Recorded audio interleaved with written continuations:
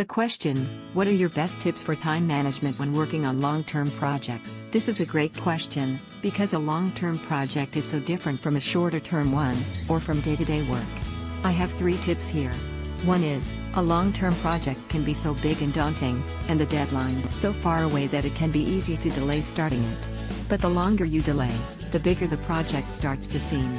It can become a big, intimidating task to even start on it, so the temptation to procrastinate gets heightened.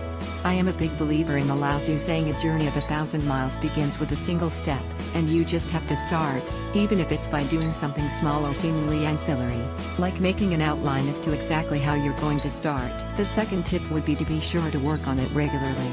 With a long-term project there can be temptation to skip a week here or there, depending on how long-term we're talking about, of course, but being disciplined and working on the project every day a little bit, or a few days a week, or whatever works for you depending on the nature of the project and your other commitments, is really important. That's how you get momentum, which makes the project go better, which makes you more excited to sit down and tackle it each time. Someone once gave me another piece of advice related to this around writing a book, which was to leave off every day in the middle of a sentence, so that it would be so much easier to pick it up the next day. I never tried that, but it's an interesting tactic. And the last thing I'll say about this is sort of cliche, but totally works. Break a big project down into smaller parts, and tackle each part one at a time. I take this to an extreme in book writing.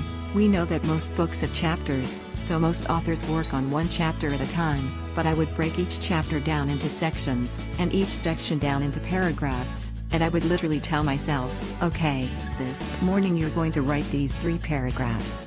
Writing 3 paragraphs is so much easier and so much less intimidating than writing a book. So I do a lot of that. And I am a big believer in outlines to get the whole scope of the project on paper, or on a screen, in one place so you can see where you are and where you need to go.